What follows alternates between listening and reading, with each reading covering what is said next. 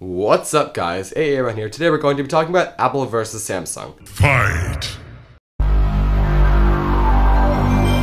Apple and Samsung are two of the largest tech companies in the world. At the moment, Apple is the world's largest technology company and 9th largest company in the world, netting $217 billion in sales, with Samsung at second with $174 billion. The two have very similar flagship phones, their latest and greatest. Apple's iPhone is far and away their best-selling product, and one of Samsung's best-selling products are the Galaxy phones. Their flagship phones both also start around $750. However, although their products may seem very similar at first, the two differ in philosophies. Apple's operating system, product style, and physical design tend to highlight their priority of their experience, while Samsung's displays a wish to have as many features as possible. Apple's operating system, iOS, highlights its priority towards the experience. iOS is a very closed OS. Apple has control over basically all of the user's actions, right down to how he or she arranges apps on the home screen.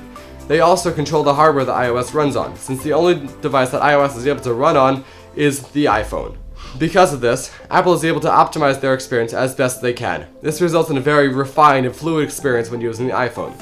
It also means that the iPhone is objectively faster than all other Android phones and receives feature updates on a very consistent basis and for a very long period of time, which is usually 4 to 5 years. Apple's product style is also very refined. Generally, Apple prioritizes the experience of using the iPhone over just about anything else. As an example, in the recent iPhone X, Apple decided to make a phone with a bezel-less display. This meant having to change how Touch ID, Apple's fingerprint scanner, worked. Apple could have done two things. They could have moved Touch ID, the fingerprint scanner, to the back of the phone, which is not the ideal place for it because it's harder to reach, or they could have gone with something else entirely. They decided to get rid of Touch ID in favor of Face ID, a super secure facial recognition system. This move was to prioritize the superior experience of having biometric authentication on the front instead of the back. Apple also tends to make sure that the features they have are as good as possible before releasing them. The prime example of this is that the iPhone, contrary to popular belief, was not the first phone to have a fingerprint scanner. Really, the first phone was the Samsung Galaxy S5, but this fingerprint scanner did not work very well. Then, a little while later, Apple totally revolutionized the experience with the iPhone 5S and brought out Touch ID, which works extremely well. Apple's design, unlike the rest of their products, shows, in the words of Apple's marketing executive, courage to advance the experience of their products. For example, one of the most influential computers in Apple's history, the original iMac, got rid of many of the ports that people use on a daily basis, leaving only now the ubiquitous USB port. This includes many forgotten ports such as ADB, SCSI, and the floppy drive. The reason for Apple's action was to advance how people connect peripherals to their computers. In their opinion, which has now been recognized as correct, the USB port was the easiest and most efficient method of connecting peripherals to one's computer. This philosophy continues nowadays, with Apple dropping support for many legacy ports such as the analog headphone jack and the traditional USB port, ironic much, for USB-C and wireless standards. Again, Apple thinks, and are now supported by many, that wireless is the future of things like headphones, and USB-C is one port to rule them all. Apple also makes bold design choices in order to stand out. The major design trends among major cell phone manufacturers in 2017 was to make the screen as close to the edge of the phone as possible, making it bezel-less. However, Apple did not want to conform to the standard of the trend of making the screen as close to the top and the bottom of the phone as possible, while still leaving a little bezel on the top and the bottom. So they developed an entirely new technology. They figured out how to wrap the screen at the bottom of the phone under the visible part of the display, so there was literally no bezel at the bottom of the display. In addition to that, instead of having a full black bar at the top of the screen, they extended the screen around the speaker and sensors at the top of the device, creating a cutout known as the notch. This design choice gave the iPhone X a very beautiful and distinctive design. When someone looks at the phone, he or she immediately knows that this is an iPhone X. Yo, is that an iPhone X? Yup. When it was first shown, the notch was highly criticized from detracting from the display. However, eventually, many other phone companies decided to try to copy the iPhone X with varying degrees of success in order to achieve the same type of recognition that the X has.